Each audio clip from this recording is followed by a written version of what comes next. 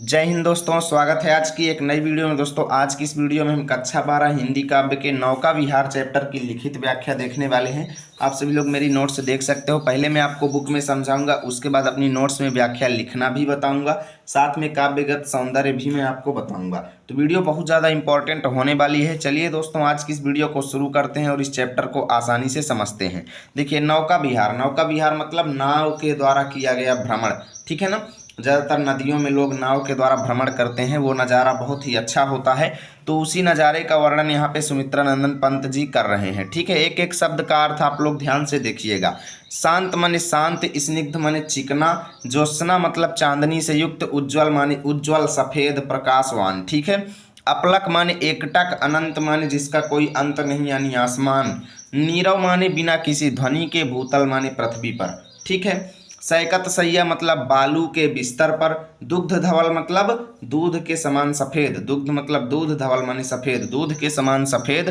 तनवंगी मतलब पतले अंग वाली, तनु प्लस अंगी, इसका संधि विच्छेद करो, तनु प्लस अंगी, तनु माने पतली, अंगु माने अंगों वाली, ठीक है। पतले अंगों वाली गंगा नदी। ग्रीष्म मतलब गर्मी के मौसम में। बिरल माने बिरल हो गई है, बिरल होने का मतलब ये है कि पानी कम हो गया है। फिर से देखिएगा, पृथ्वी का वातावरण जो है, यहाँ से लिखिए भूतल, भूतल मतलब पृथ्वी का वातावरण जो है एकदम नीरव है, मतलब ध्वनि से रहित है। ध्वनि से रहित होने का मतलब ये है किसी प्रकार की कोई आवाज़ नहीं हो रही है, और एकदम शांत है, स्निग्ध है, ठीक है।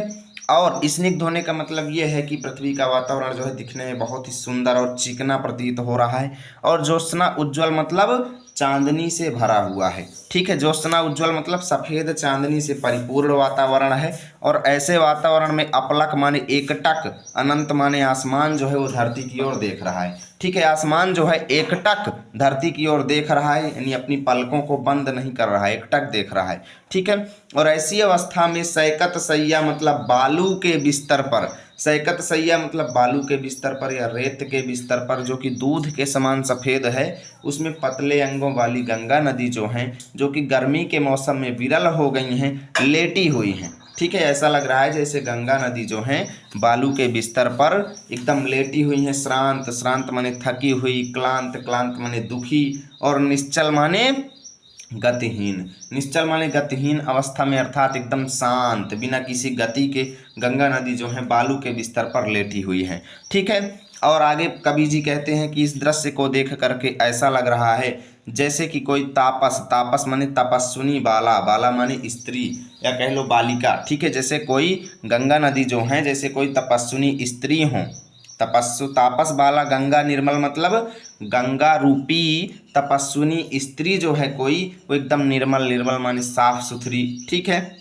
और शशिमुख, शशिमुख माने, शशि माने चंद्रमा के समान मुख, शशिमुख माने चंद्रमा के समान मुख को, दीपित माने प्रकाशित, मृदु मतलब कोमल, करतल माने अपने हथेलियों में लिए हुए है, ठीक है। समझिएगा, इसका मतलब ये है कि इस दृश्य को देख करके ऐसा लगता है जैसे कोई गंगा रूपी तपस्विनी बाला स्त्री जो है, तपस्विनी स्त्री जो है अपने हाथों में ही, अपने करतल माने अपने कोमल हाथों में चंद्रमा के समान मुख को लिए हुए, ठीक है, चंद्रमा के समान प्रकाशित मुख को लिए हुए है, ऐसा लग रहा है, ठीक है। समझिएगा, एकदम गंगा नदी का कवि ने यहाँ पे मानवीकरण कर दिया है, उसको एक सुंदर स्त्री की तरह यहाँ पे वर्णन किया है।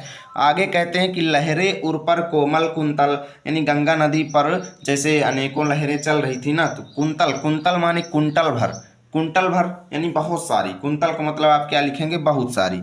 तो बहुत सारी लहरें जो हैं गंगा नदी में चल रही थी, है ना। तो उन लहरों को कभी उस स्त्री के बाल मानते हैं, ठीक है। आगे अभी पता चलेगा अगले पद्यांश में, समझिएगा। देखिए, और उस गंगा नदी पर अनेकों लहरें चल रही थी, उर पर, उर पर मतलब वक्ष स्थल पर, यानी जो गंगा नदी रूपी एक तपस्विनी स्त्री है उसके वक्ष स्थल पर अनेकों लहरें चल रही हैं, कोमल कोमल, मुलायम मुलायम, ठीक है। और गोरे अंगों पर सिहर सिहर लहराता तार तरल सुंदर, चंचल अंचल सा नीलांबर, यानी कभी कहते हैं कि ये जो चंचल, चंचल माने गति से युक्त, ठीक है, गति से युक्त आंचल के समान, आंचल सा मतलब आंचल के समान, यानी उस तपस्विनी स्त्री के आंचल के समान ये नीला आकाश जो है, नीला आकाश जो है लहरा रहा है। तार तरल मतलब तारों से युक्त होकर के सुंदर आकाश जो है ये उनके गोरे अंगों पर अर्थात उस तपस्विनी स्त्री के अंगों पर सिहर सिहर मतलब कांपते हुए, सिहर सिहर मतलब कांपते हुए लहरा रहा है। यानी ये जो आसमान है ना, इसका प्रतिबिंब यमुना नदी के पानी में दिखाई दे रहा है। तो उसी प्रतिबिंब को देखते हुए कवि कहते हैं कि भाई ये जो आकाश है ना, ऐसा लग रहा है कि जैसे उस तपस्विनी स्त्री के यानी गंगा रूपी तपस्विनी स्त्री का ये जो आसमान है ना, ये आंचल है, दुपट्टा है जो लहरा रहा है। ठीक है। और साड़ी सी सिकुड़न सी जिस पर शशिकी रेशमी विभा से भर सिमटी है वर्तुल मृदुल लहर। यानी कवि ये कहते हैं कि शशि की यानी चंद्रमा की, रेशमी माने किरणों के, विभा माने प्रकाश से परिपूर्ण होकर के, चंद्रमा के प्रकाश से परिपूर्ण होकर के जो मृदुल लहरें हैं ना गंगा जी की, वो क्या है, सिमटी हुई हैं वर्तुल माने गोलाकार आकृति में। ठीक है। ये लहरें जो हैं गोलाकार आकृति में सिमटी हुई हैं, जिसे देखकर ऐसा लग रहा है ये जैसे उस तपस्विनी स्त्री की साड़ी की सिकुड़न हो। ठीक है ना, साड़ी सी सिकुड़न मतलब साड़ी की सिकुड़न हो, ये लहरें जो हैं ऐसे लग रही हैं। ठीक है। चलिए, अगर थोड़ा बहुत डाउट भी रह गया है तो दिक्कत मत लीजिए, मैं यहाँ से यहाँ तक की व्याख्या लिखना अभी आपको दिखा रहा हूँ, सारा डाउट एकदम क्लियर हो जाएगा। देखिए, आप लोग एक तरफ लिखेंगे शांत स्निग्ध, दूसरी तरफ मृदुल लहर। ठीक है। संदर्भ प्रस्तुत पद्यांश हमारी पाठ्य पुस्तक हिंदी में संकलित एवं सुमित्रा नंदन पंत द्वारा रचित नौका विहार नामक पाठ से लिया गया है। व्याख्या। कवि कहते हैं कि चारों ओर शांत तरल एवं उज्ज्वल चांदनी फैली हुई है, आकाश टकटकी बांधे पृथ्वी को देख रहा है। ऐसे मनोहर एवं शांत वातावरण में क्षीण धार वाली गंगा बालू के बीच मंद मंद बहती हुई ऐसी प्रतीत हो रही हैं मानो कोई दुबले पतले शरीर वाली सुंदर युवती जो है दूध जैसी सफ़ेद सैया पर यानी बिस्तर पर गर्मी से व्याकुल होकर थकी एवं शांत लेटी हो। गंगा के पानी में चंद्रमा की परछाई झलक रही है, जो ऐसा प्रतीत हो रहा है जैसे गंगा रूपी कोई तपस्विनी अपने चंद्रमुख को अपने ही कोमल हाथों पर रखकर लेटी हुई हो, और छोटी छोटी लहरें उसके वक्ष स्थल पर ऐसी प्रतीत होती हैं मानो वे उसके लहराते हुए केस हों। ठीक है। तारों से भरे आकाश की चंचल परछाई गंगा के जल में जब पड़ती है तो वह ऐसे प्रतीत होती है कि गंगा रूपी, देखिए, जल में जब पड़ती है तो ऐसी प्रतीत होती है जैसे, जैसे यहाँ पे लिख लेना। ठीक है। जैसे गंगा रूपी तपस्विनी बाला के गोरे गोरे अंगों के स्पर्श से बार बार कांपता तारों से युक्त उसका नीला आंचल लहरा रहा हो। ठीक है। अब देखिए आगे लिखेंगे, उस आकाश रूपी नीले आंचल पर चंद्रमा की कोमल चांदनी में प्रकाशित छोटे छोटे कोमल टेढ़ी बलखाती लहरें जो हैं ऐसी प्रतीत हो रही हैं मानो लेटने के कारण उसके रेशमी साड़ी में सिलवटें पड़ गई हों। ठीक है। सिलवटें माने मोड़ पड़ गए हों। देखिए, काव्यगत सौंदर्य, भाषा संस्कृत निष्ठ, खड़ी बोली, रस शांत, शैली प्रतीकात्मक, अलंकार, मानवीकरण, पुनरुक्ति, प्रकाश, गुण आपका माधुर्य हो जाएगा। चांदनी रात का प्रथम पहर हम चले नाव लेकर सतवर, सिकता की सस्मित सीपी पर मोती की जोस्ना रही बिचर, लो पाले चढ़ी उठा लंगर, मृदु मंद मंद मंथर मंथर, लघु तरणी हंसिनी सी सुंदर, तिर रही खोल पालों के पर। समझिएगा, एक एक शब्द मैं आपको बताऊंगा, थोड़ा डीप मैं तब बता रहा हूँ इसलिए आपको टाइम लगेगा, लेकिन मीनिंग से लिखते जाना नहीं है, एक भी आपको तैयार नहीं होगा, इसलिए मीनिंग लिखो। चांदनी रात का प्रथम पहर, यानी चांदनी रात थी और पहले ही पहर में कवि कहते हैं सुमित्रा नंदन पंत जी कि चांदनी रात थी और पहले ही पहर में हम अपनी नाव लेकर सत्वरण मतलब त्वरण से युक्त होकर के यानी तेजी से, ठीक है, तेजी से हम अपनी नाव लेकर के गंगा नदी में विहार करने के लिए चल पड़े। ठीक है। और सिकता की सस्मित सीपी पर मोती की ज्योत्सना रही बिचर, और हमारी नावों की पाले जो है चढ़ गई। पाल जैसे पहले नाव होती थी ना बड़ी बड़ी, तो उनमें एक पाल लगी होती थी। पाल जो होती थी वो नाव को स्पीड देने का काम करती थी। मैं चित्र आपको लगा दूंगा, देख लीजिएगा। कपड़े की बनी होती थी, पाल जो है नाव में लगी रहती थी। तो जो है पालें जो हैं चढ़ गई हैं। और उठा लंगर, लंगर क्या होता है? लंगर एक प्रकार का लोहे का औजार होता है जिसके द्वारा नाव को रोका जाता है। उस औजार को जमीन में गाड़ दिया जाता है, जिससे होता क्या है, नाव पानी में बह नहीं पाती, एक जगह पे स्थिर हो जाती है। तो जब लंगर उठा दिया जाता है तो नाव चलने के लिए तैयार हो जाती है। यानी लंगर उठ गया है और नाव में जो है पाले चढ़ा दी गई हैं और नाव चलने के लिए तैयार हो गई है। ठीक है। और ऐसा लग रहा है जैसे सिकता की सस्मित सीपी पर मोती की ज्योत्सना रही बिचर। सिकता, सिकता माने बालू की, सस्मित माने खुली हुई या मुस्काती हुई। बालू की खुली हुई सीपी पर, ठीक है, बालू की खुली हुई सीपी पर मोती की यानी चंद्रमा की जो ज्योत्सना माने चांदनी जो है ना, चंद्रमा की चांदनी जो है, ऐसा लग रहा है कि बालू की खुली हुई सीपी पर मोती की चांदनी जो है रही विचर माने विचरण कर रही हो, घूम रही हो। ठीक है, विचर माने विचरण कर रही हो, क्योंकि जो है पानी में चंद्रमा का जो प्रतिबिंब है ना वो दिखाई दे रहा था। पानी में जो है चंद्रमा का प्रतिबिंब बहुत सुंदर दिख रहा था, तो उसी का वर्णन करते हुए कहते हैं कि उस प्रतिबिंब को देख के ऐसा लग रहा था कि जैसे बालू की खुली हुई सीपी पर किसी चंद्रमा के समान मोती की चमक जो है वो विचरण कर रही हो। ठीक है ना। और मृदु मंद मंद मंथर मंथर लघु तरणी हंसिनी सी सुंदर, और हमारी नाव जो है मृदु माने कोमल, मंद मंद माने धीरे धीरे, मंथर मंथर माने सुस्ती से, मंथर मंथर माने सुस्ती से, आराम आराम से। ठीक है ना। लघु तरणी माने हमारी छोटी सी नाव जो है, हंसनी माने एक हंसनी के समान सुंदर नाव जो है वो चल रही थी। ठीक है। और उस नाव को देख करके ऐसा लग रहा था जैसे कोई हंसनी जो है अपने पाल रूपी, ठीक है, पाल रूपी पंखों को खोल करके तिर रही, मतलब तैर रही हो। ठीक है ना। यानी हमारी नाव रूपी छोटी सी हंसनी जो है, इस नज़ारे को देखकर ऐसा लग रहा था जैसे हमारी नाव रूपी छोटी सी हंसनी जो है अपने पाल रूपी पंखों को खोल रही है और तैर रही है। ठीक है। निश्चल जल के सूचि दर्पण पर बिंबित हो रजत पुलिन निर्भर, दोहरे ऊंचे लगते क्षण भर। देखिएगा, यानी कि गंगा नदी के पानी में जो गंगा नदी के किनारे थे ना, वो बहुत अच्छे दिखाई दे रहे थे, बहुत सुंदर लग रहे थे। तो उसी का वर्णन करते हुए कवि कहते हैं कि निश्चल जल के सूचि दर्पण पर, यानी कि ये जल जो है, जो कि निश्चल था, गतिहीन था, शांत जल था, तो शांत जल के सूचि दर्पण पर, सूचि दर्पण मतलब सफेद दर्पण पर, यानी ये एक पानी जो है एक दर्पण की तरह, एक शीशे की तरह काम कर रहा था, और उसी शीशे में बिंबित हो मतलब चमक करके या प्रतिबिंबित हो करके, रजत माने चांदी के समान, पुलिन माने किनारे जो है, निर्भर माने दिखाई दे रहे थे।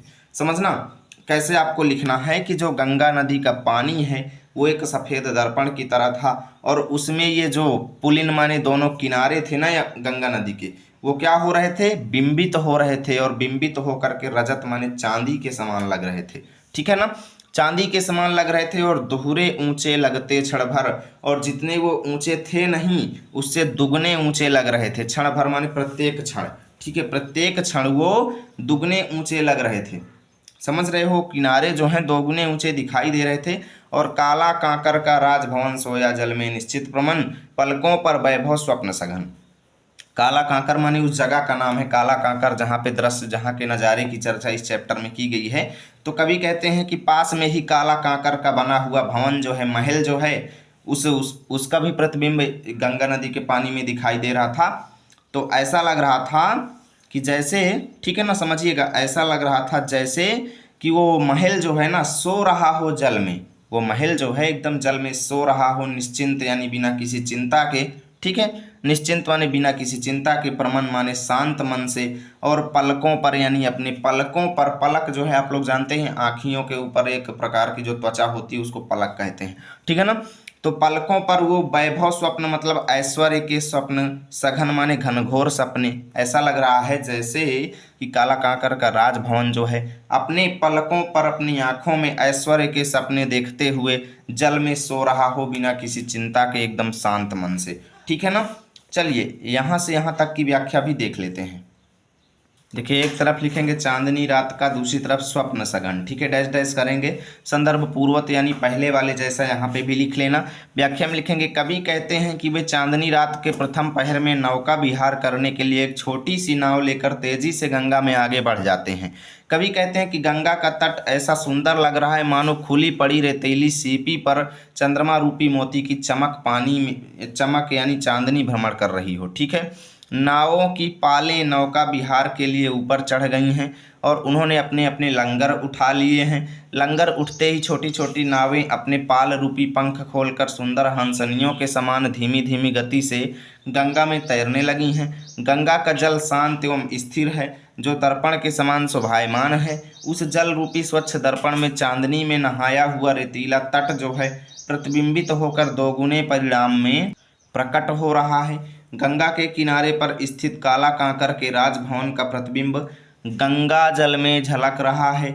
ऐसा लग रहा है मानो यह राजभवन गंगा जल रूपी सैया पर निश्चिंत होकर सो रहा है और उसकी झुकी पलकों एवं शांत मन में वैभव रूपी स्वप्न तैर रहे हैं। ठीक है।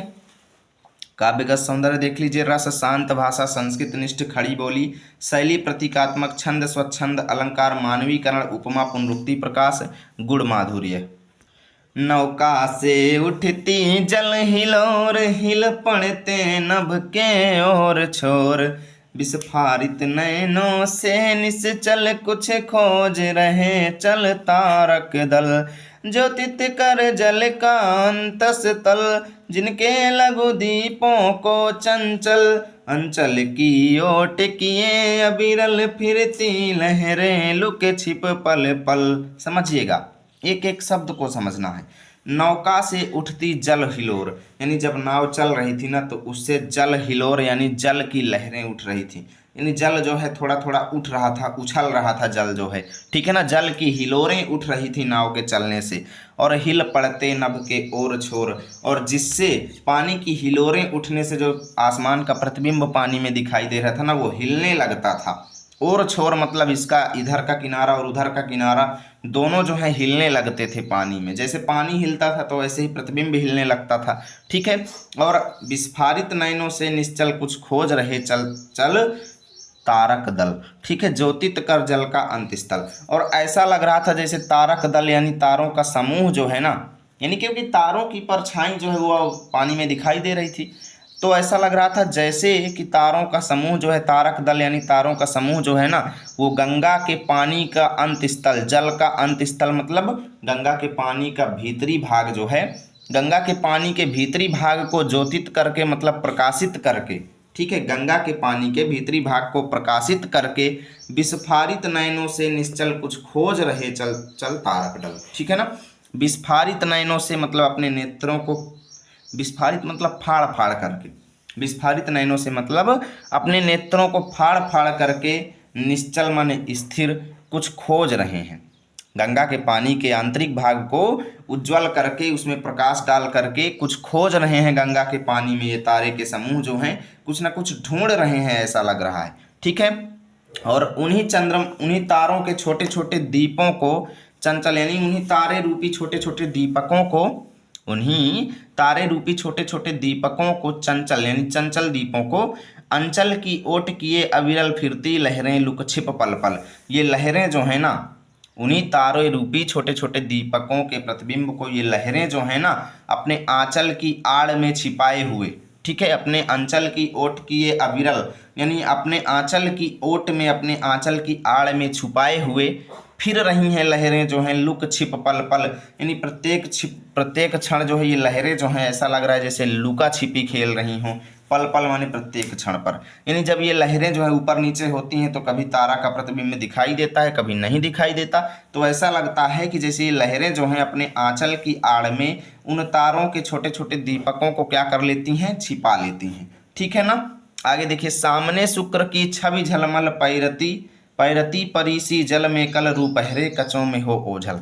देखिएगा आगे कभी कहते हैं कि सामने ही यानी पानी में ही शुक्र तारे की चित्र यानी शुक्र तारे का प्रतिबिंब भी झलमला रहा है।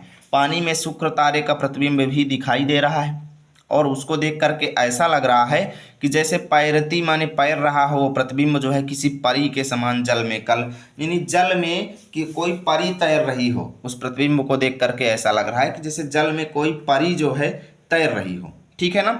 रूपहरे कचों में हो ओझल, रूपहरे मतलब सुंदर, रूपहरे मतलब सुंदर, कचों माने बालों में, सुंदर बालों में हो ओझल मतलब छिप छिप करके। ठीक है ना। सुंदर बाल जो हैं ऐसा लग रहा है कि सुंदर बालों में छिप छिप करके कोई स्त्री जो है पानी में, परी जो है कोई झिलमिला रही है। ठीक है, तैर रही हो ऐसा लग रहा है। आगे कहते हैं लहरों के घूंघट से झुक झुक दशमी का ससनिज तिर्यक मुख दिखलाता मुग्धा सारुक रुख, यानी अभी आगे कभी कहते हैं कि लहरों के घूंघट से झुक झुक करके, यानी लहर जो हैं ऐसा लग रहा है कि किसी नायिका के घूंघट हैं, लहर जो हैं किसी नायिका के घूंघट हैं और उससे झुक झुक करके, उससे छिप छिप करके ये दसवीं का चंद्रमा जो है, दसवीं तिथि का जो चंद्रमा है, निज तिर्यक मुख माने अपने तिरछे मुख को, ठीक है, चंद्रमा का प्रतिबिंब जो है तिरछा होता है, तो तिरछे मुख को, अपने तिरछे मुख को दिखलाता मतलब दिखला रहा है, मुग्धा मतलब किसी स्त्री के समान रुक रुक करके, ठीक है ना। यानी चंद्रमा का प्रतिबिंब जो है पानी में इस प्रकार दिखाई दे रहा है जैसे कोई स्त्री जो है अपने लहर रूपी घूंघट से, ठीक है, जैसे कोई स्त्री जो है अपने लहर रूपी घूंघट से अपने चंद्रमा के समान तिरछे मुख को दिखा रही है रुक रुक करके, यानी कभी दिखाती है कभी छिपा लेती है, ठीक है ना। अब देखिए यहाँ से लेकर के यहाँ तक की व्याख्या चलिए देखते हैं। आप लोग एक तरफ लिखेंगे नौका से उठती, दूसरी तरफ सा रुक रुक। संदर्भ पूर्वक व्याख्या। कवि कहते हैं कि नौका चलने के कारण जल में तरंगें उठती हैं, जिससे जल में प्रतिबिंबित आकाश इस छोर से उस छोर तक हिलता हुआ सा प्रतीत होता है, ठीक है। जल में पड़ती तारों की परछाई को देखकर ऐसा आभास होता है मानो तारों का दल जल के अंदर के भाग में प्रकाश फैलाकर अपनी आंखें फाड़ फाड़ कर कुछ ढूंढ रहा हो। गंगा में रह रहकर उठने वाली चंचल लहरें भी अपने आंचल की आड़ में तारे रूपी छोटे छोटे जगमगाते दीपकों को छिपाकर प्रतिक्षण लुकती छिपती हुई सी प्रतीत होती हैं। वहीं पास में शुक्र तारे की झिलमिलाती परछाई जल में किसी सुंदर सी परी की तरह तैरती हुई दिख रही है। सफ़ेद चमकती हुई जल तरंगों में उस परछाई के ओझल होने का दृश्य इतना मनोरम है कि कवि को चांदी से चमकते सुंदर केसों में परी के छिप जाने का आभास होता है। जल में प्रतिबिंबित दसवीं के चांद का तिरछा मुख कभी लहरों की चंचलता में छिप जाता है तो कभी साकार हो उठता है। उसे देख कवि को ऐसा प्रतीत होता है मानो अपने ही रूप यौवन से मुग्ध होकर कोई नायिका जो है अपने मुख को कभी घूंघट में छिपा लेती है तो कभी उससे बाहर कर लेती है। काव्यगत सौंदर्य देखिए, भाषा संस्कृत निष्ठ, खड़ी बोली, शैली प्रतीकात्मक, छंद स्वच्छंद, अलंकार, उपमा, रूपक, पुनरुक्ति, प्रकाश, मानवीकरण और गुण माधुर्य हो जाएगा। यहाँ से दोस्तों आज की इस वीडियो को फिनिश करेंगे। उम्मीद करता हूँ आपको वीडियो अच्छी लगी होगी और इसके जो बचे हुए पद्यांश हैं, यानी कि ये चौथा वाला, पांचवा वाला और छठवा वाला, इसको हम नेक्स्ट पार्ट में फिनिश करेंगे। मिलेंगे आप सभी के साथ अगली वीडियो में, तब तक के लिए जय हिंद जय भारत।